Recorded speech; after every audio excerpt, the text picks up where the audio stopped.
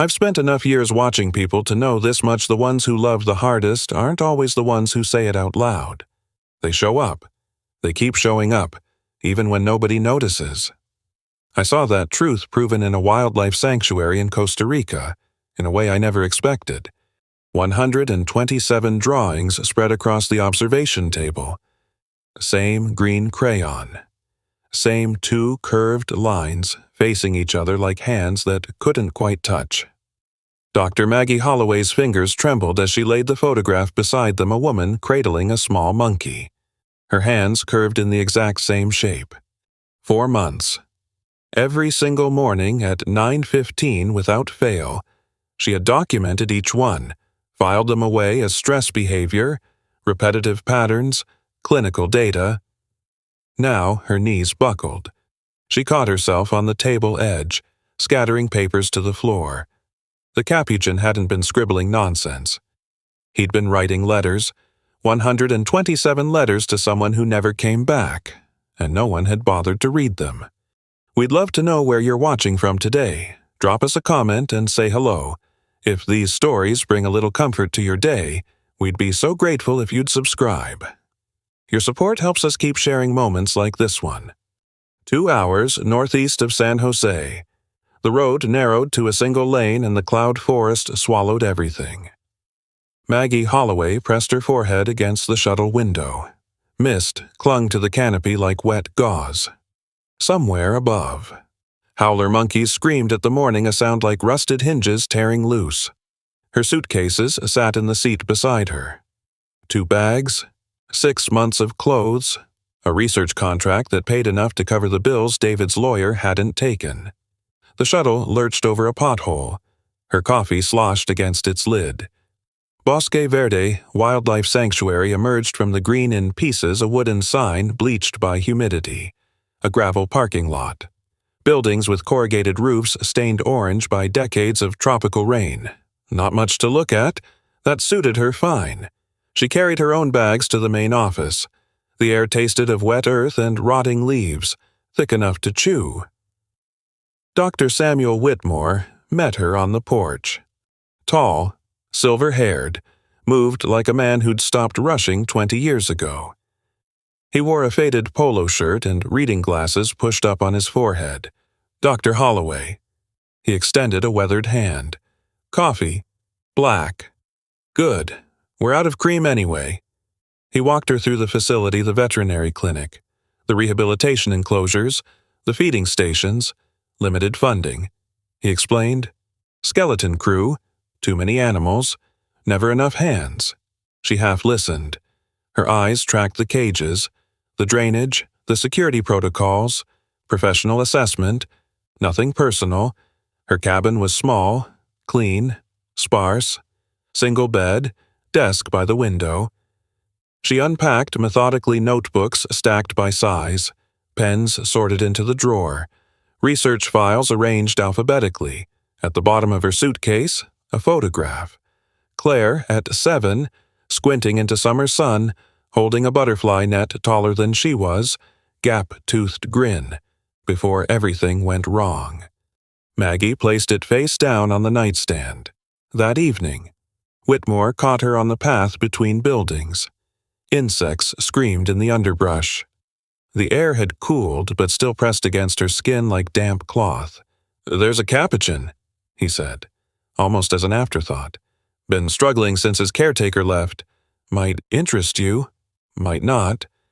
Animals adapt," she said. "They always do." Whitmore didn't answer right away. His pause stretched long enough to feel deliberate. "Some do," he said finally. "Some just wait." He walked on before she could ask what he meant. Carlos Mendez walked fast. Maggie kept pace, clipboard tucked under her arm, pen cap between her teeth.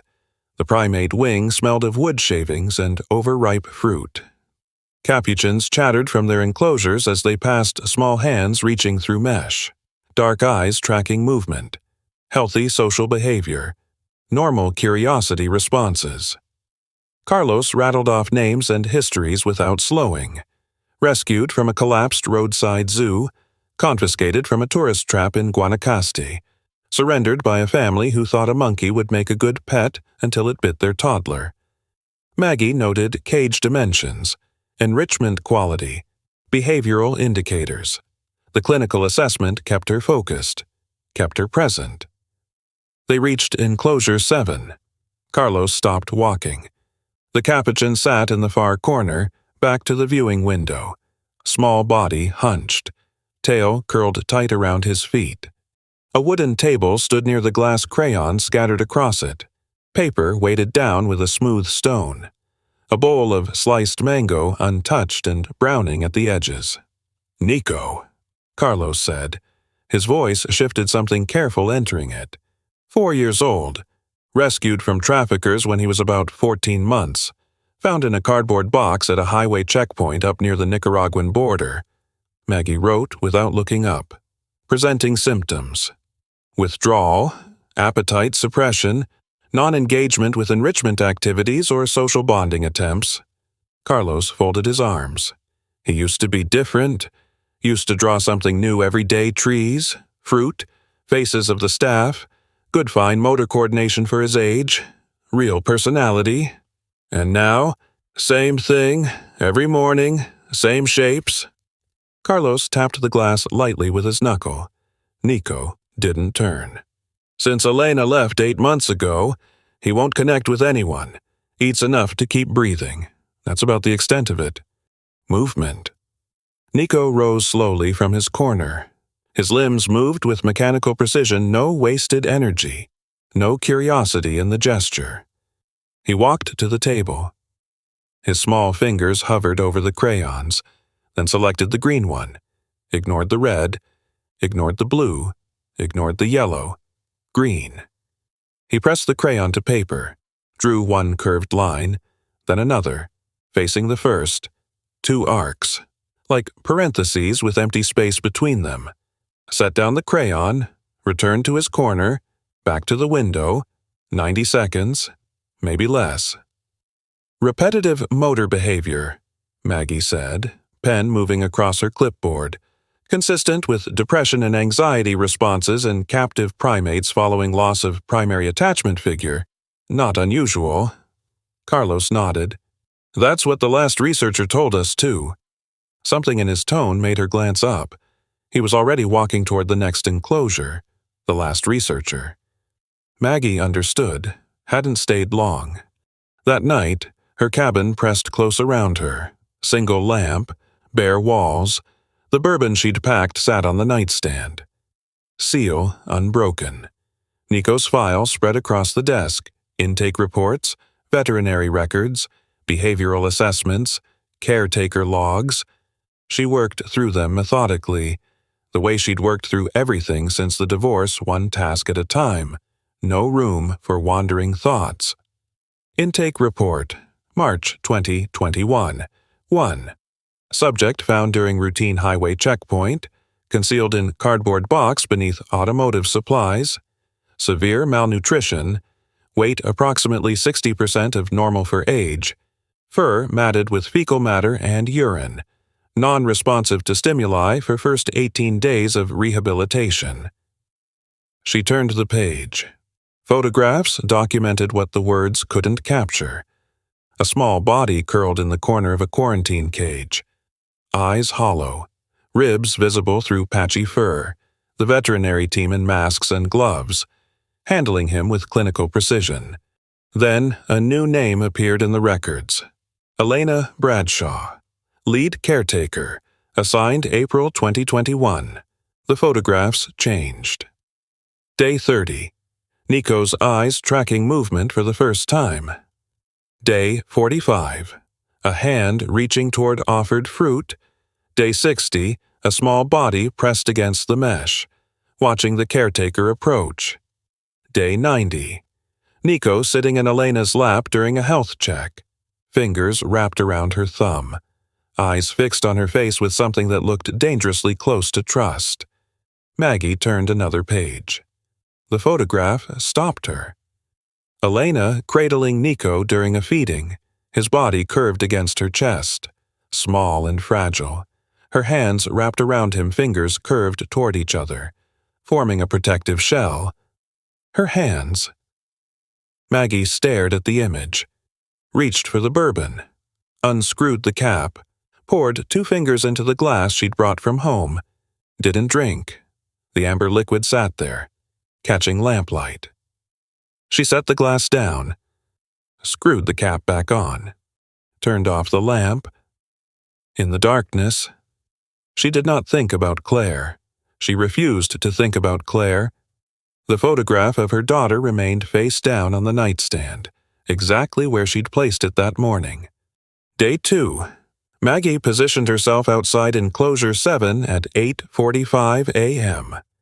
Notebook open, pen ready, clinical distance established. At 9:14, Nico moved to his table, selected the green crayon, drew 2 curved lines facing each other, set down the crayon, returned to his corner. She documented the time, the duration, the specific shape. Day 3, 9:15. M, green crayon, 2 curves, 92 seconds. Day 4, 9:14. Green crayon, 2 curves, 87 seconds. Day 5, same. Day 6, same. Day 7, same. The pages of her notebook filled with identical observations, timestamps, duration measurements, shape descriptions. The data accumulated like water rising against a dam, consistent, relentless, and pointing toward a conclusion she kept refusing to name. By day 7, she stopped writing. She just watched. Nico drew his curves with the same careful precision every morning, never rushed, never varied. The green crayon wore down incrementally, and she found herself noting which staff member replaced it, how quickly Nico noticed the new one, whether the shade of green mattered. It didn't. He drew the same shapes regardless. 2 curves, facing each other, never touching. On the morning of day 8, something different happened. Nico finished his drawing at 9:16, set down the crayon, but instead of returning to his corner, he remained at the table. His head turned slowly toward the viewing window, toward her. Their eyes met through the glass, dark and unreadable, carrying something she couldn't quantify or categorize. Then he picked up the drawing, held it against the window, pressed his palm flat against the glass beside it. Maggie's pen slipped from her fingers. It clattered against the concrete path, and she didn't bend to pick it up. She stared at the drawing, at the 2 curves that suddenly looked nothing like abstract shapes. They looked like hands. 2 hands, reaching toward each other, and for the first time in 8 days of clinical observation, she felt something cold settle in her stomach, the unmistakable weight of having missed something obvious. 3 weeks, 21 drawings spread across the conference table like evidence at a crime scene. Maggie stood at the head of the room, laser pointer in hand, laptop connected to the wall-mounted screen. Carlos sat to her left, arms crossed. Dr. Whitmore occupied the far end, coffee cup cradled between weathered palms, reading glasses balanced on his nose. Classic obsessive-compulsive pattern, Maggie said. The pointer traced the curve of Nico's repeated shapes, green lines on white paper, photographed and catalogued with clinical precision. Triggered by attachment trauma following the departure of his primary caretaker. The repetitive motor behavior serves as a self-soothing mechanism, but it's preventing normal social reintegration. She clicked to the next slide. Graphs showing feeding patterns, activity levels, social engagement scores, all trending downward or flatlined. My recommendation is pharmaceutical intervention. Low-dose anxiolytics to break the behavioral loop, combined with structured enrichment protocols and gradual introduction to new bonding opportunities. Carlos nodded. We've tried everything else. New toys, new routines, new caretakers rotating through. He won't engage. At some point, we have to accept that willpower isn't going to fix this. Whitmore set down his coffee, The ceramic met the table with a soft click that somehow filled the room. "Before we medicate him," he said, "maybe we should try to understand what he's saying." Maggie's jaw tightened. She felt the familiar heat rise behind her sternum, the same heat that preceded every argument she'd lost by winning. "He's not saying anything, Sam. He's exhibiting neurological distress. Anthropomorphizing animal behavior doesn't help him. It makes us feel better about ourselves and leaves him trapped in a maladaptive pattern."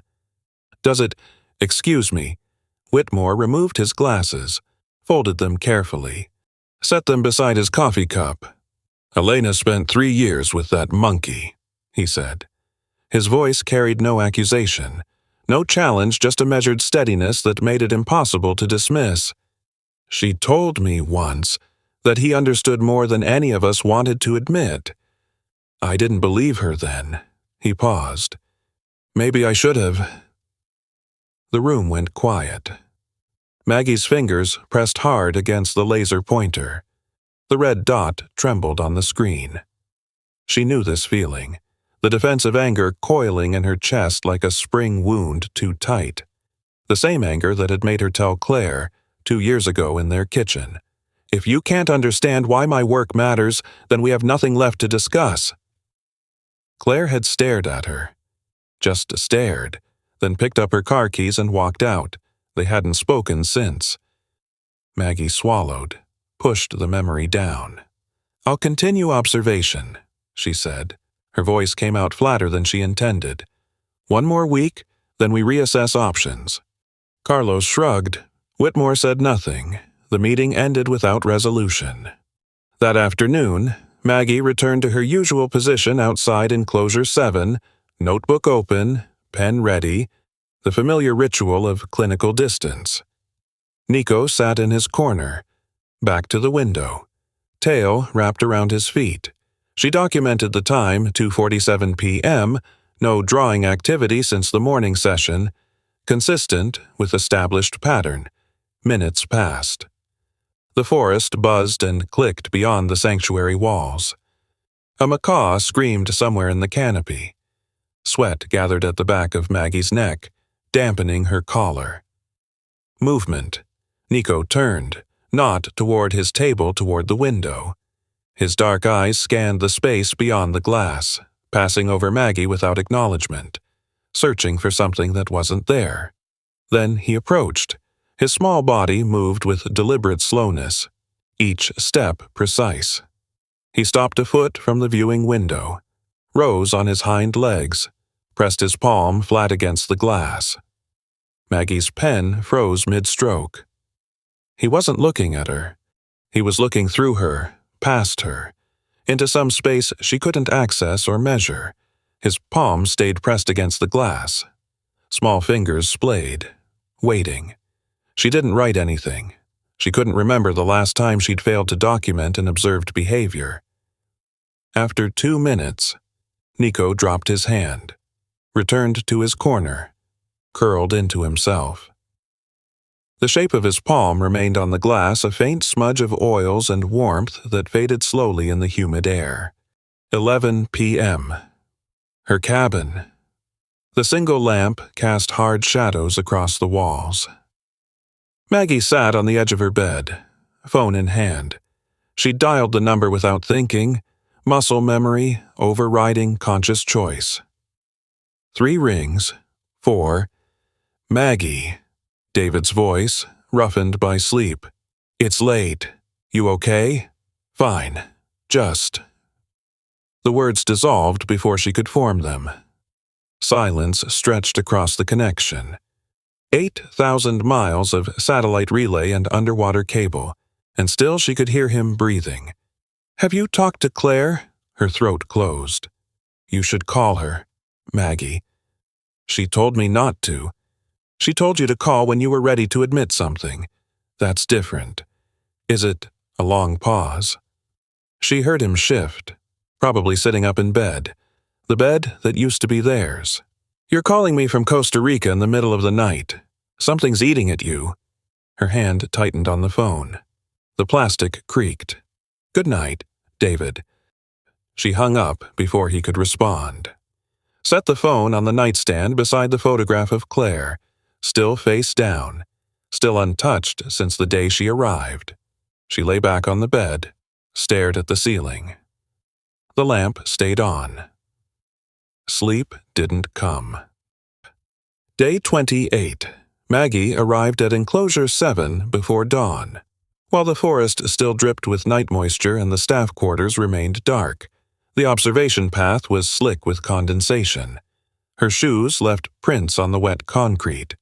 Somewhere above, a howler monkey tested its voice against the silence one low note, then nothing. Nico was already awake. He stood at his table, green crayon in hand, drawing the same curves he'd drawn every morning for 4 weeks, 2 arcs facing each other, the space between them empty. Maggie watched through the glass. Didn't reach for her notebook. He finished, set down the crayon, but today. He didn't return to his corner.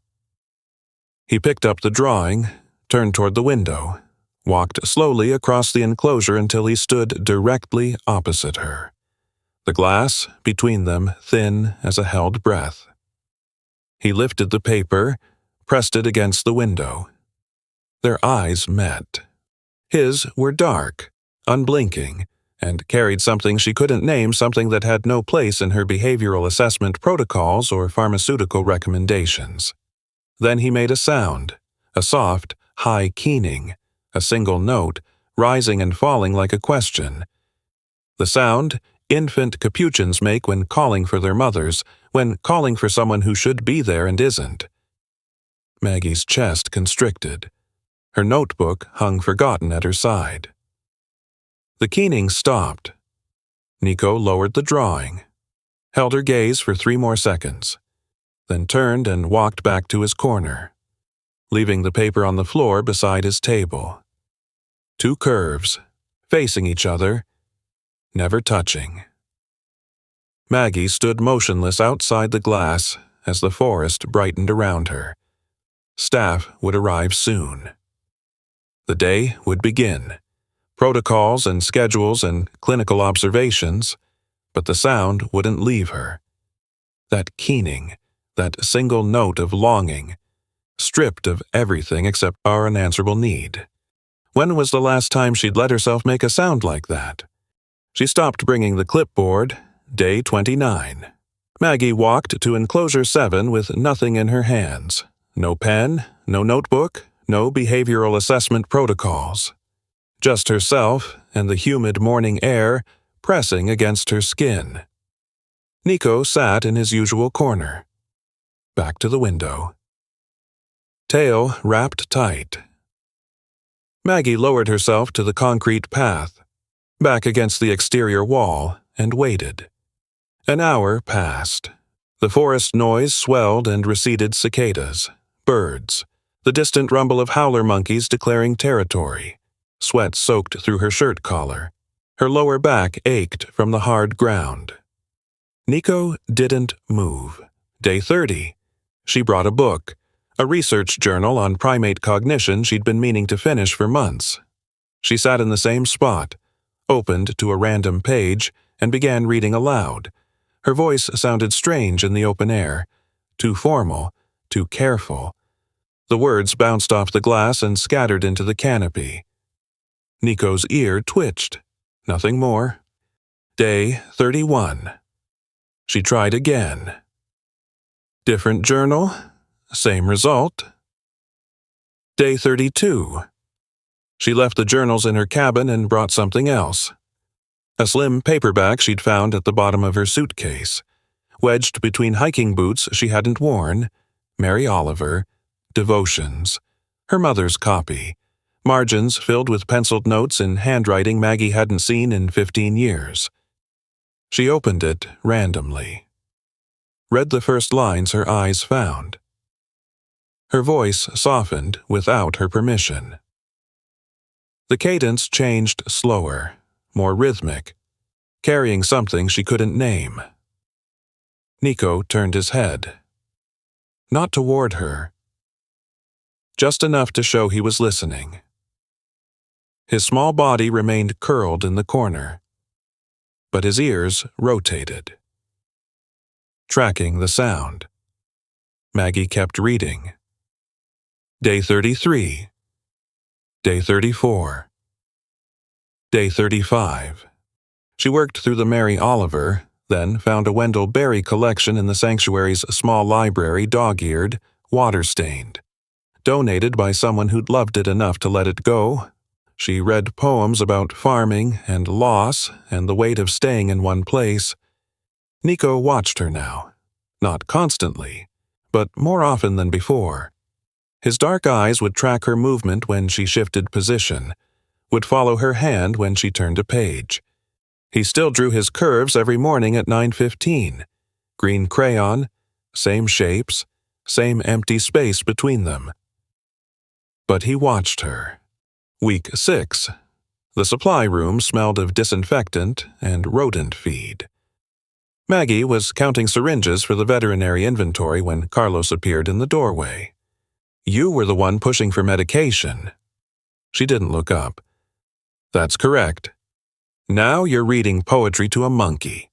He stepped inside, arms crossed, blocking the fluorescent light. "What changed?" "I don't know yet." "That's not good enough, Dr. Holloway."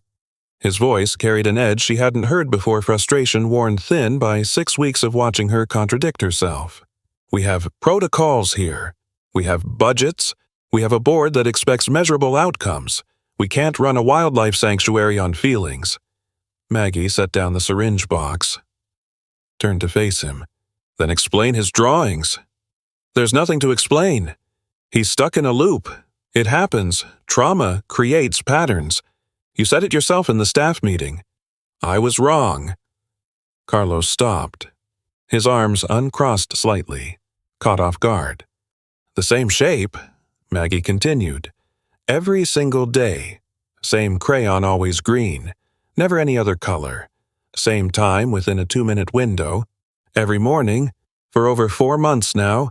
Repetition is a stress response, or it's communication." She held his gaze, didn't blink. "You said Elena believed he understood things. What exactly did she mean?" Silence filled the small room. The fluorescent light hummed overhead, flat and buzzing. Carlos's jaw tightened. She watched the muscles shift beneath his skin. "She meant she loved him," he said finally. "That's not the same as understanding." He turned and walked out before she could respond. His footsteps echoed down the corridor, sharp and retreating. Maggie stood alone among the supply shelves, counting her own breathing, waiting for the tightness in her chest to ease. Elena Bradshaw's personnel file sat unopened on Maggie's desk for 3 days before she found the nerve to read it. The cabin was dark except for the single lamp. Humidity pressed against the windows. Outside, night insects screamed their endless chorus. She opened the folder. Employment records, performance reviews, emergency contact information, a mother in Montpelier, Vermont, a brother in Portland, Oregon. No spouse, no children. Then the caretaker logs. Elena's handwriting was precise, each letter carefully formed, the kind of penmanship taught in schools that no longer existed. Her observations were detailed but warm. Clinical data softened by something personal, March 15, 2021. "Nico gripped my hands during feeding today. Wouldn't let go for almost 5 minutes. Had to wait him out. I think he's starting to trust. First time he's initiated contact since intake." Maggie turned the page. April 2nd, 2021. "He follows me with his eyes everywhere I go. Not the anxious tracking we saw in the first weeks. Something different. Curious. Like he's memorizing. I've started talking to him when I work nearby, just narrating what I'm doing. He seems to like the sound." May 18th, 2021. "First time he's vocalized positively in my presence, a soft chirping sound when I entered the enclosure this morning. Dr. Whitmore says it's a contact call, the kind they use for family members. I had to step outside for a minute after that. June 30th, 2021. When I hold him during feedings, he curves his whole body into my palms. Every part of him pressed against my hands, like he's trying to fit inside them. I think he knows I won't leave. I think that's what he needs to believe that someone will stay. Maggie set down the file. Her throat felt thick. The lamplight blurred at the edges. She thought about Claire at 7, standing in the kitchen doorway, backpack on, lunchbox clutched in both hands. "Mom, will you come to my school play? I'm a tree. I get to hold real branches. I'll try, sweetheart. I'll try my best." She hadn't made it. A conference in Chicago. A keynote address on primate social bonding, the irony of which had never struck her until this moment. She'd sent flowers to the school with a card, "So proud of you. Love, Mom." Claire never mentioned the play afterward. Not once. Not the flowers, not the card, not the empty seat in the third row where her mother should have been. Maggie closed the file, pressed her palms flat against the desk until the shaking stopped. The phone number was in Elena's emergency contact section. Montpelier area code. Maggie dialed it 3 times before letting it ring. 4 rings, 5, 6. "Hello?" A woman's voice, hoarse and exhausted, carrying the weight of interrupted sleep. "Ms. Bradshaw, this is Dr. Margaret Holloway. I'm a researcher at Bosque Verde Wildlife Sanctuary in Costa Rica. I'm calling about Nico." Silence. Maggie heard breathing on the other end shallow, held, waiting. Then, "Is he okay?" The question came out fractured, split down the middle by 8 months of distance. Physically, yes, he's eating adequately. No signs of illness or injury. Maggie paused. The words she needed to say next felt heavy in her mouth. "But he's struggling. He draws the same picture every day, has for months." What picture? Maggie described the curves, 2 lines facing each other, the same shape, repeated over 100 times. Green crayon, always green, the empty space between the arcs that never changed. Elena didn't speak for a long moment. The connection hissed with static satellite relay, undersea cables, the impossible distance between a cloud forest and a New England winter. "Can you send me a photo?"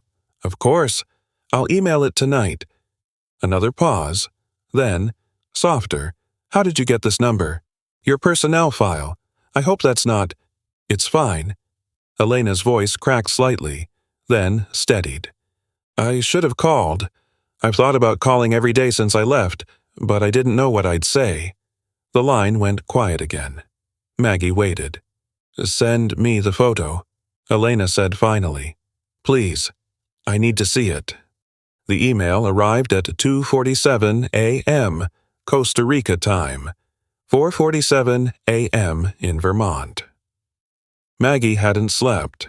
Her laptop sat open on the desk, screen dimmed, cursor blinking in her empty inbox. She'd refresh the page every few minutes for hours, watching the night deepen outside her window. The notification sound cut through the silence like a blade. One new message. Subject line, Nico's drawings. She clicked. 3 words in the body of the email. No greeting, no signature. "Those are my hands." Below the text, an attachment, a photograph. Maggie's finger hovered over the trackpad. Her heart thudded against her ribs too fast, too loud, filling the quiet cabin. She clicked. The image loaded in sections, appearing from top to bottom like a memory surfacing through murky water. Elena, 3 years younger, sitting in what looked like a quarantine room. Concrete walls, institutional lighting, and, in her arms, a small body barely more than a handful of fur and hollow eyes. Her hands wrapped around him, fingers curved toward each other, forming a protective shell around his fragile form. 2 curves, facing each other, the exact shape Nico drew every morning, every single day, for 127 days. Maggie stared at the screen until her eyes burned and the image blurred into meaningless color. He'd been drawing her hands, the hands that held him, the hands that fed him, The hands that wrapped around his body every day for 3 years and promised, without words, that someone would stay. He'd been writing letters, 127 letters to someone who couldn't receive them. The cabin door swung open. The night air hit her face wet, thick, smelling of rotting leaves and distant rain. Maggie walked to the edge of the porch, sat down on the wooden steps. The boards were damp beneath her, moisture seeping through her pants. Above, the cloud forest canopy blocked the stars. Below, the path to the primate wing disappeared into darkness. Around her, the insects sang their mindless chorus, unaware of anything beyond their own small hungers. Her face was wet. Rain or tears, she couldn't tell. Didn't try to determine which. She wasn't crying for Nico. She was crying for every phone call she hadn't made, every birthday card sent because showing up required more than she could give, every conference, every paper, every research trip she'd chosen because loving someone up close meant risking failure.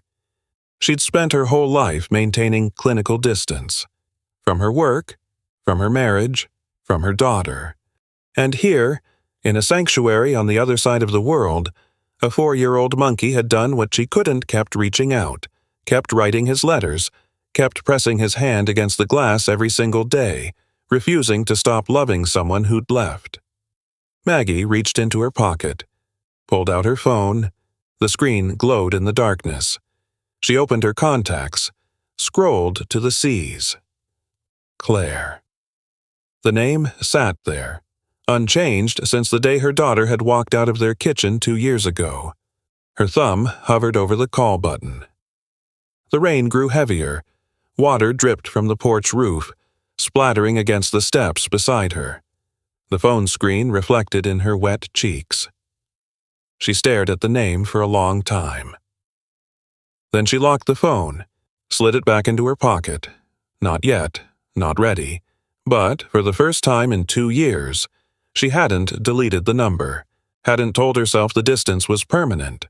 Somewhere in the primate wing, a small monkey slept in his corner, waiting for morning, waiting to draw his curves again, waiting for hands that might never return.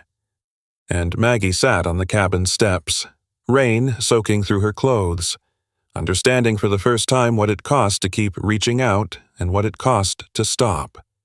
The conference room smelled of stale coffee and mildew. Morning light filtered through water-stained windows, casting pale rectangles across the table where Maggie had spread her evidence. 20 photographs of Nico's drawings, arranged chronologically. Elena's personnel photo, the image of her hands curved around the infant monkey, printed on glossy paper and placed at the center like the key to a cipher. Carlos sat with his arms crossed, jaw tight. Dr. Whitmore occupied his usual spot at the end of the table, coffee cup untouched, reading glasses folded in his breast pocket. "It's not repetitive stress behavior," Maggie said. Her voice carried a certainty she hadn't possessed 6 weeks ago. "It's representational memory. He's drawing a specific image the shape Elena's hands made when she held him during feedings." She tapped the center photograph. Elena's curved fingers, the protective shell they formed around Nico's small body. Compare it to any of his drawings. The proportions match. The angle matches. He's been reproducing this image from memory, every single day, for 4 months. Carlos shifted in his chair. The wood creaked beneath him. "Even if that's true," he said, "and I'm not saying it is, what exactly do you expect us to do about it? Elena's in Vermont. She has her own life, her own problems. We can't just fly her down here because a monkey misses her. We can ask." "Ask what?" His voice rose slightly, frustration bleeding through the professional veneer. "Ask her to drop everything, abandon whatever she's dealing with up there. We'd be setting a precedent that every animal who loses a caretaker gets special treatment. We don't have the budget for that. We don't have the staff hours. And frankly, Dr. Holloway, we don't have the right—" Maggie's hands pressed flat against the table. The photographs shifted beneath her palms. "That monkey has been sending the same message for 127 days, she said. "Every morning. Same time, Same shape, and nobody bothered to read it. We read it. We just interpreted it differently. We interpreted it wrong. I interpreted it wrong. She held Carlos's gaze until he looked away. I wrote up a pharmaceutical protocol to medicate a grieving animal because I was too focused on my own frameworks to see what was right in front of me. Silence fell across the room. The coffee maker gurgled in the corner, the only sound besides their breathing. Dr. Whitmore cleared his throat. Both of them turned toward him. He sat motionless in his chair, hands folded on the table, eyes fixed on some middle distance neither of them could see. "When Barbara died," he said, "I found her crossword puzzles." His voice came out slow, measured, carrying the weight of something carried too long. She had hundreds of them, all half finished. She used to work on them while I was at the clinic, waiting for me to come home so we could finish them together. I didn't know that until after. She never told me. He paused, picked up his coffee cup, set it down without drinking. I spent 2 years completing every single one. Middle of the night. Sometimes. Couldn't sleep, so I'd sit at her desk with her pencil and fill in the boxes she'd left empty. Didn't make any sense. She was gone. She'd never see them finished. But I did it anyway. Carlos's posture softened slightly, his arms uncrossed. The heart doesn't ask permission, Whitmore said. He looked at Maggie directly. It just does what it needs to do. That monkey's been doing crossword puzzles for 4 months, and we've been telling him the answers don't matter. He stood, pushed his chair back. The legs scraped against the concrete floor. "Call Elena," he said. "See what she says. Worst thing that happens is she says no. Best thing." He trailed off, shook his head once. "Well, we'll find out." He walked out without waiting for a response. His footsteps faded down the corridor, measured and unhurried. Carlos stared at the empty doorway for a long moment. Then he exhaled a slow release, like pressure escaping a valve. "Make the call," he said. He didn't look at Maggie. "But if she can't come, we move forward with the original protocol." Agreed. Maggie nodded. Carlos left. The conference room fell silent. She gathered the photographs slowly, stacking them in order, handling each one like evidence she might need to present again. Her hands trembled slightly. She told herself it was the coffee. The phone rang 4 times before Elena picked up. "Dr. Holloway." Her voice sounded different than before, rawer, thinner, stripped of whatever composure she'd maintained during their first conversation. "I presented your photograph to the staff this morning," Maggie said. "I explained what Nico's been drawing, what it means." Silence on the other end, just breathing shallow, unsteady.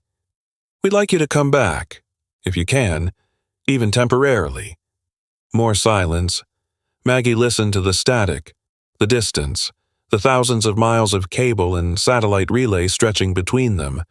"My mother died 6 weeks ago." The words landed like stones dropped into still water. Maggie's grip tightened on the phone. "I'm sorry. I didn't know. I sold her house last week." Elena's voice cracked, then steadied through visible effort. "Packed 40 years of her life into boxes and drove them to a storage unit outside Burlington. I don't have a job. I don't have a plan. I've been sleeping in my car because I can't afford a motel, and I can't face going back to an empty apartment that still smells like her." Maggie closed her eyes. The cabin pressed close around her. "Elena, I left him." The crack returned, deeper this time. "I told him I'd stay. Every day for 3 years, I held him and let him believe someone would stay. And then I left. Your mother was dying. You didn't have a choice. Everybody has a choice." A long pause.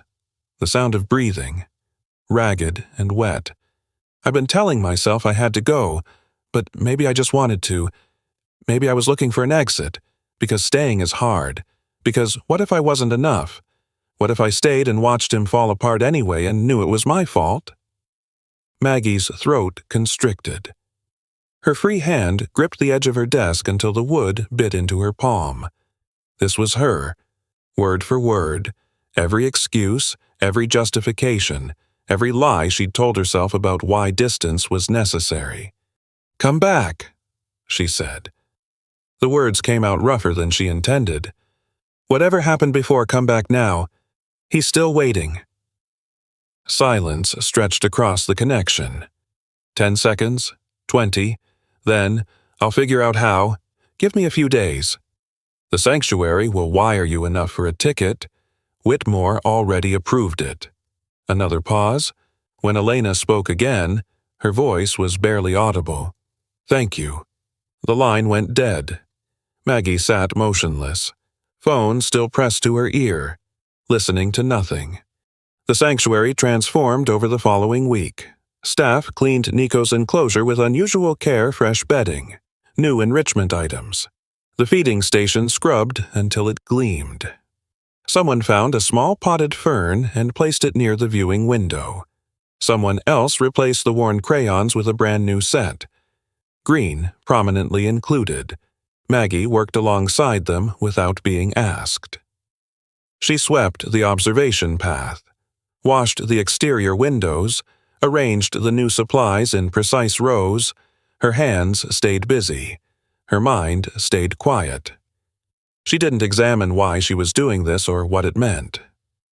The night before Elena's scheduled arrival, she walked to Enclosure 7 after the rest of the staff had gone to bed. The forest hummed with insects and distant animal calls. Moisture hung in the air, thick enough to taste. Nico was awake. He sat at his table in the dim light, green crayon in hand, adding the final curve to his daily drawing. Day 127. Maggie pressed her palm against the glass.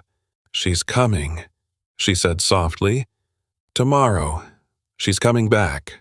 Nico set down the crayon. His head turned toward the window toward her voice, though he couldn't understand the words.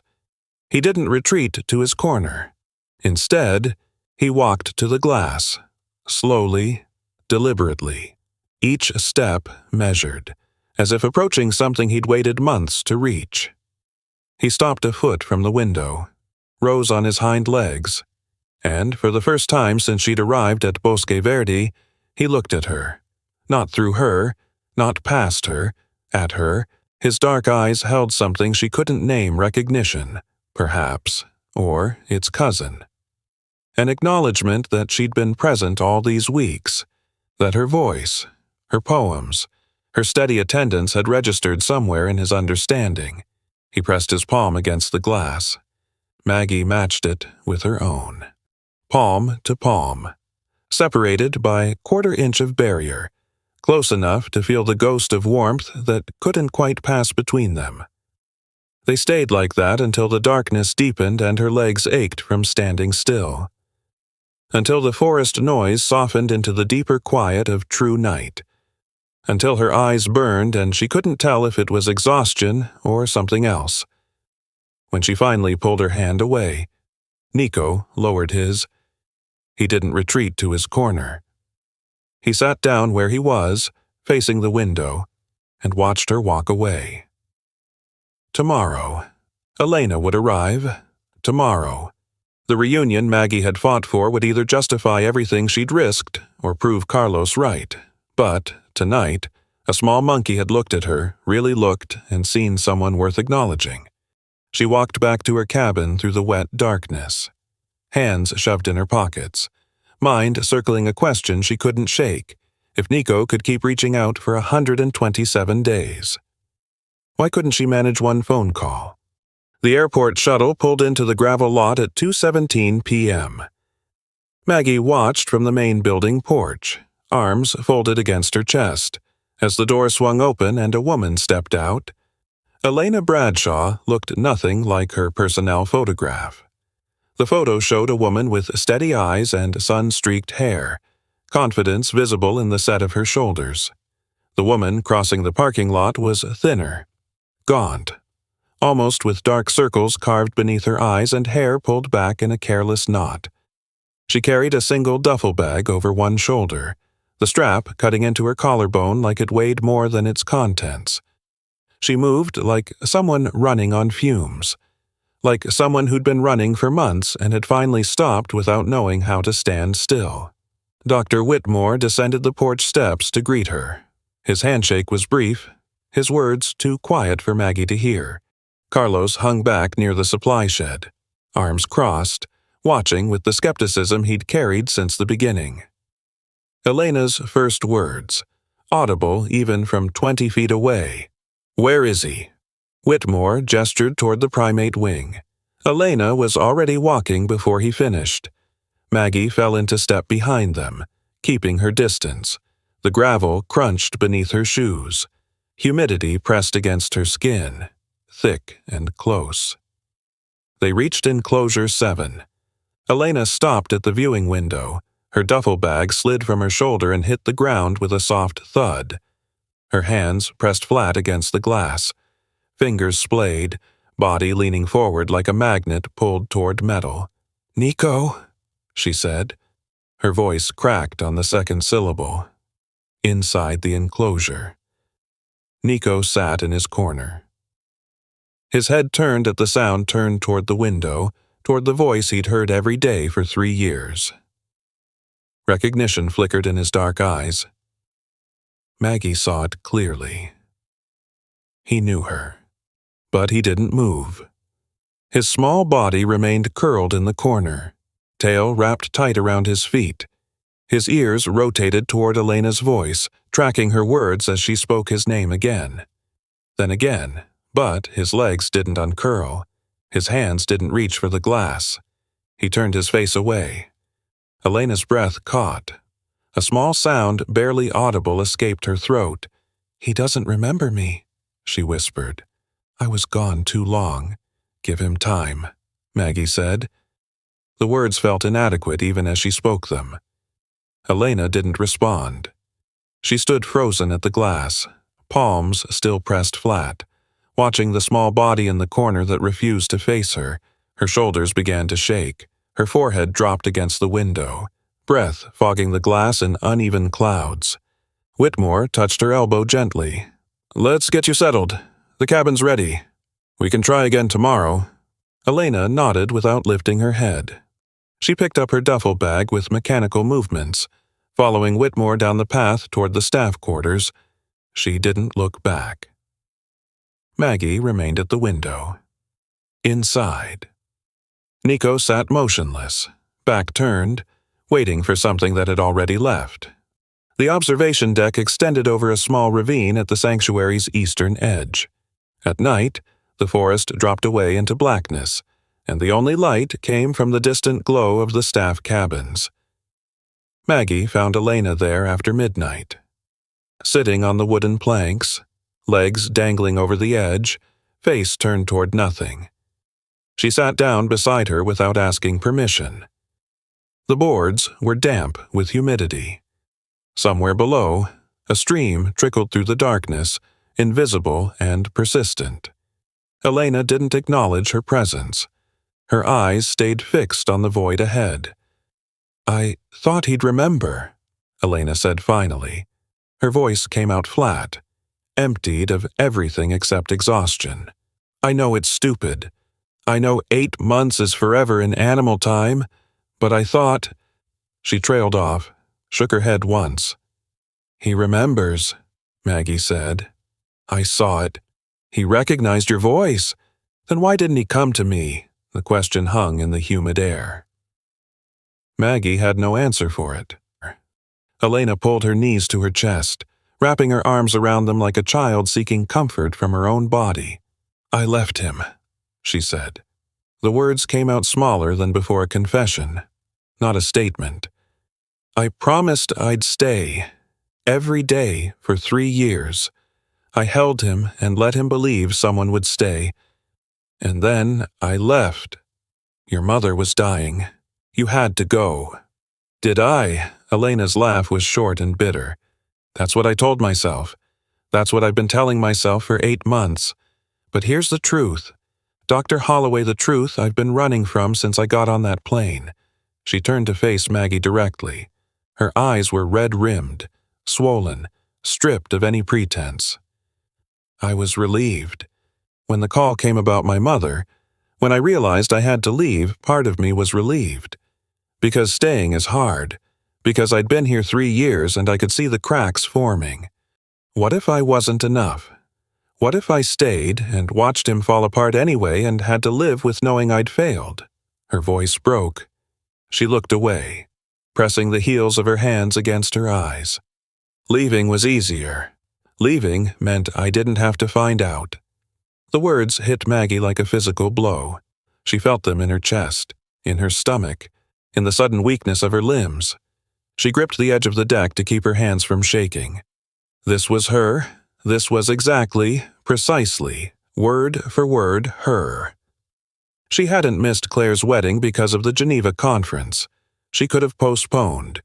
She could have sent a colleague in her place. The keynote address wasn't essential, it was convenient. She'd chosen Geneva because standing in that church, watching her daughter marry someone she barely knew, would have required looking Claire in the eye and seeing all the ways she'd failed. 24 years of absences.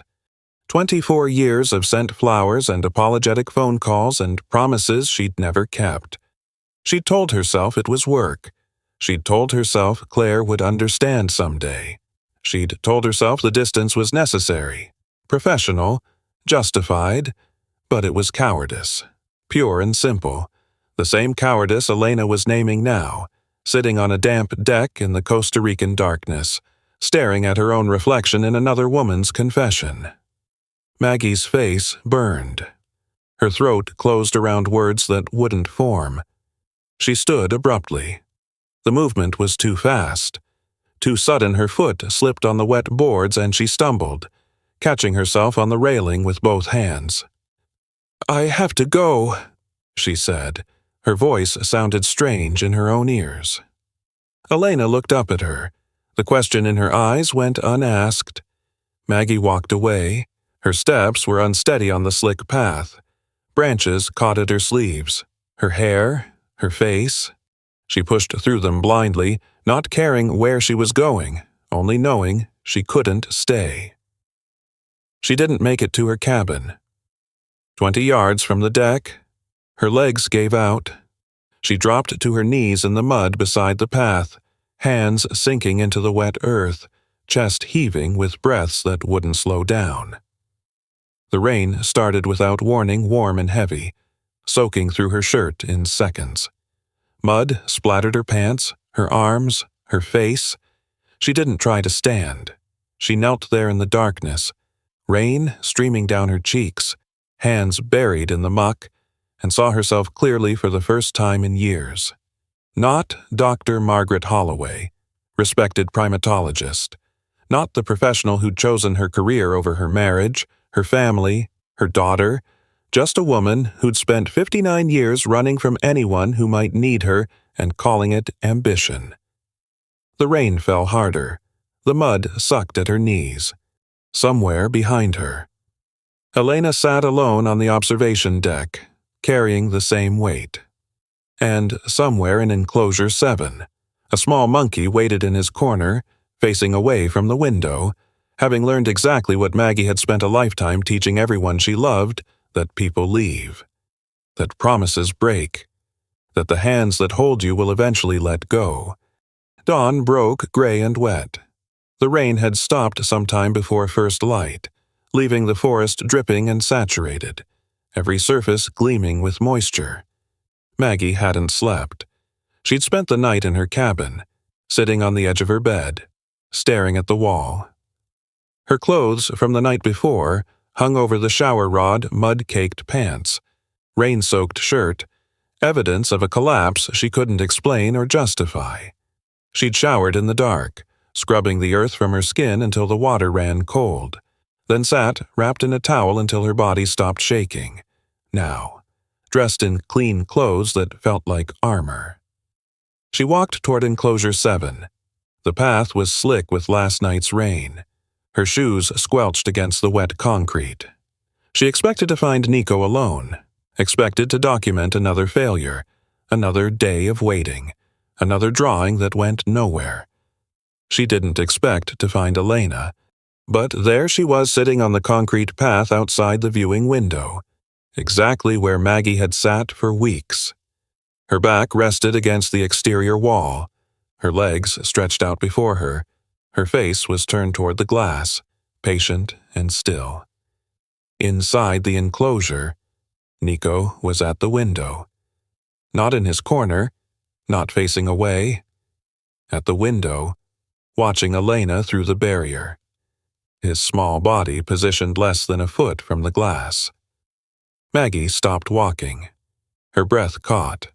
Elena heard her approach, turned her head slightly.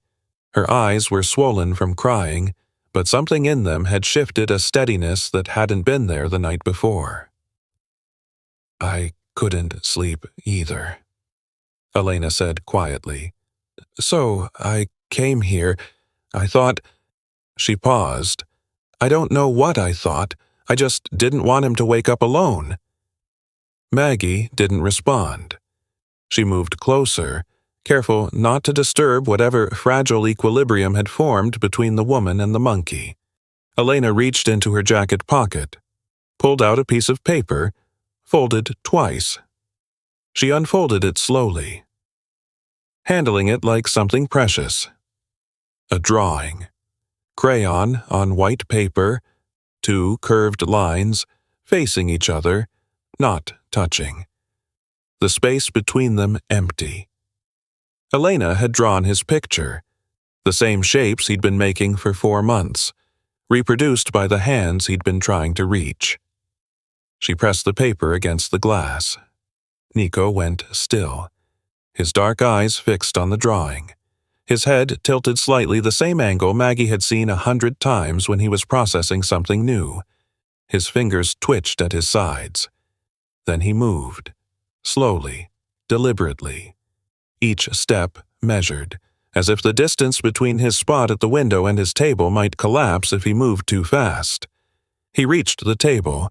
His hand hovered over the crayons red, blue, yellow, green. His fingers selected the green without hesitation. He pressed the crayon to paper, drew one curve. The familiar arc, etched into muscle memory by 127 repetitions. Then the second curve. But this time, different. This time, the two lines didn't face each other across empty space. This time, they met in the middle, connected, complete. Two arcs forming a single shape, like hands finally clasping after months of reaching. Maggie's legs weakened. She leaned against the exterior wall for support. Nico picked up the drawing, carried it to the window, held it against the glass, directly opposite Elena's paper. Two drawings, same shapes, one incomplete, one whole. Elena's breath escaped in a sound that wasn't quite a sob and wasn't quite a laugh. Her hand rose to the glass, palm flat, fingers spread. Nico pressed his palm against hers from the other side. They stayed like that hand to hand, separated by a 1/4 inch of barrier, close enough to feel the ghost of warmth that couldn't quite pass between them. Elena's shoulders shook. Tears tracked down her cheeks and dripped onto her jacket. But she didn't pull away. Neither did he. Maggie watched from 20 feet away, her back against the wet concrete wall, hands pressed flat against the rough surface. No one had told Elena to come here at dawn. No one had instructed her to draw those curves or press them against the glass. No one had rescued her from the grief and shame of the night before. She'd done it herself. She'd gotten up in the darkness, found paper and crayons, and walked to the place where she was needed. Not because anyone asked, because something in her, some remaining goodness that guilt hadn't managed to kill, refused to stop reaching. And Nico had answered. Maggie's chest ached. Her throat tightened around something she couldn't swallow. She pushed off from the wall. Walked away without saying goodbye. Her cabin was exactly as she'd left it. Bed unmade, towel on the floor, the photograph of Claire still face down on the nightstand. She sat on the edge of the mattress, picked up her phone. The screen glowed in the dim light. Contacts. Scrolled to see. Claire? Her thumb hovered over the name, the same position it had occupied a dozen times before, 100 times, every time she'd come close to calling and then found a reason not to. She thought about Elena, pressing her drawing against the glass, about Nico, completing his curves for the first time in 4 months, about two hands meeting through a barrier because someone had finally decided that reaching out was worth the risk of rejection. She pressed call. The phone rang. Once, twice, 3 times. Voicemail. "This is Claire. Leave a message." The beep sounded. Silence opened on the other end, waiting to be filled. Maggie could hang up. She'd done it before. The safe choice. The familiar choice. Instead, she spoke. "Claire." "It's Mom." Her voice cracked on the second word. She didn't try to smooth it over. "I know you told me not to call until I was ready to admit something. I wasn't ready then. I'm not sure I'm ready now, but I'm going to say it anyway." She closed her eyes. The darkness behind her lids felt safer than the light. "I missed your wedding because I was scared. Not because of Geneva. Not because of the conference. I told myself it was work. I've been telling myself that for 30 years. But it wasn't true. It was never true." Her hand trembled against her cheek. She pressed the phone harder against her ear. "I was scared of standing in that church and watching you build something I couldn't give you. I was scared you'd look at me and see everything I did wrong. Every recital I missed. Every phone call I cut short. Every time I chose somewhere else over being there." Tears tracked down her face. She didn't wipe them away. "I've spent my whole life being somewhere else. I don't know how to stay. I don't know how to be the mother you deserved. Maybe I never will." She paused. Breathed. Let the silence stretch. "But I want to try. I want to learn. And even if you never call me back, even if you delete this message, the second you hear my voice, I'm going to keep reaching. I'm going to keep leaving messages. I'm going to keep showing up, even when I'm terrified, even when I'm sure I'll get it wrong." Her voice steadied slightly. The words came easier now, pulled from somewhere deeper than she usually allowed herself to go. "That's all. That's what I had to say. I love you, Claire. I always have. I was just too scared to do it right." She ended the call. Set the phone on the nightstand. Her hands shook against her thighs. Her face was wet. Her chest felt hollowed out and raw, like a wound finally lanced. But beneath the rawness, something else, something unfamiliar, not forgiveness, not resolution. Just space a small opening where something new might eventually grow. She walked back to enclosure 7 an hour later. Elena was inside now, sitting cross-legged on the concrete floor.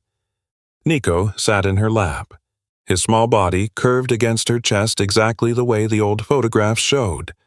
Her hands wrapped around him, fingers curved toward each other. The shape he'd been drawing for 4 months, finally made real. Maggie pressed her palm against the viewing window. Elena looked up, met her eyes through the glass. Neither of them spoke, but something passed between them, recognition, perhaps, or understanding. Two women who'd spent too long running, finally sitting still. In Maggie's pocket, her phone stayed silent. Claire hadn't called back, but for the first time in 2 years, Maggie wasn't waiting for permission to hope. She'd left her message. She'd completed her own drawing. Now she just had to wait and see if the curves would meet. 2 weeks changed everything and nothing. Elena had accepted a temporary position at the sanctuary room and board included. Salary minimal, duties flexible. She slept in the cabin next to Maggie's, ate her meals in the staff kitchen, and spent her days rebuilding what 8 months of absence had strained. Nico was transformed. Maggie watched him through the viewing window on her last morning at Bosque Verde. He moved differently now, quicker, more fluid, with the curious energy she'd only seen in old photographs. His vocalizations had returned chirps and clicks and soft chattering sounds that filled the enclosure with life. He followed Elena with his eyes wherever she moved, tracking her presence the way he'd once tracked only her absence. And his drawings had changed. The table still held crayons and paper. He still drew every morning, the ritual intact. But the shapes were different now. Trees with sprawling branches, fruit in various colors, rough approximations of faces the staff members who fed him, the veterinarian who checked his weight, the newcomers who stopped by the window to watch. But somewhere in each drawing, in a corner, 2 small curves touched, connected, complete. His signature, Dr. Whitmore had called it. His way of saying, "I remember, I am loved." Maggie pressed her palm against the glass one final time. Nico looked up from Elena's lap, where he'd curled during the morning grooming session. His dark eyes met hers through the barrier. He didn't approach the window. He didn't need to. The reaching was over. The message had been received. She pulled her hand away. The smudge of her palm remained on the glass, fading slowly in the humid air. Her cabin was empty now. Suitcases packed, notebooks stacked, 6 months of clothes and research materials compressed back into the same 2 bags she'd arrived with. The photograph of Claire lay on the bed face up. Finally. Gap-toothed grin. Butterfly net, summer sun. Maggie tucked it into her carry-on, nestled between folded shirts where the frame wouldn't crack. Her phone buzzed. She pulled it from her pocket, expecting a reminder about her shuttle departure time or a final message from Whitmore about forwarding her research data. Unknown number, Vermont area code. Her thumb hesitated over the notification. The screen glowed in the dim cabin light. She opened the message. "Got your voicemail. Not ready to talk. But I listened. All of it. Keep calling. Mom. Claire." Maggie sat down on the edge of the stripped mattress. The phone screen blurred. She blinked, and wetness tracked down her cheeks. Not forgiveness. The message made that clear. Not reconciliation. Not yet. But a door. Cracked open. A curve. Waiting to meet another. She read the words again, and a third time, until she'd memorized their exact shape on the screen. Keep calling. Mom. She'd keep calling until her daughter answered or told her to stop. She'd keep leaving messages, keep reaching across the distance, keep drawing her own curves until they finally touched. That was enough. For now, that was enough. Elena found her on the path to the main building, duffel bag over her shoulder, face still damp. "You're leaving." "My contract ended 3 days ago. I've been stalling." Elena nodded. She held something in her hands, a piece of paper, folded twice. "He made this yesterday. I thought you should have it." Maggie took the paper, unfolded it carefully. 2 curves, meeting in the middle, green crayon on white paper, connected, complete. His first drawing, after. Elena paused. "After he let me hold him again. I've been keeping them all, but this one belongs with you." Maggie stared at the simple shapes. Her throat tightened. "Thank you," she said. The words felt inadequate. "For everything. You're the one who figured it out. You're the one who brought me back. You're the one who showed up at dawn. That wasn't me." Elena's smile was small, tired, genuine. Maybe we both needed reminding that reaching out is worth the risk. They stood in silence for a moment. The forest hummed around them, insects, birds, the distant rumble of howler monkeys, life continuing its indifferent chorus. Maggie folded the drawing carefully, tucked it into her jacket pocket, next to her heart. "Will you stay?" she asked. Elena looked toward the primate wing, toward the enclosure where a small monkey waited, finally content. "For now," she said, "for as long as he needs me. Maybe longer." She met Maggie's eyes.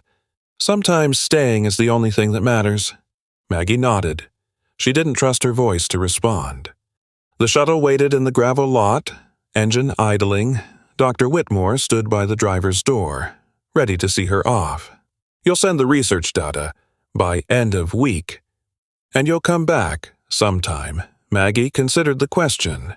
The sanctuary stretched behind her, green and humid and alive with creatures who'd lost everything and learned to trust again.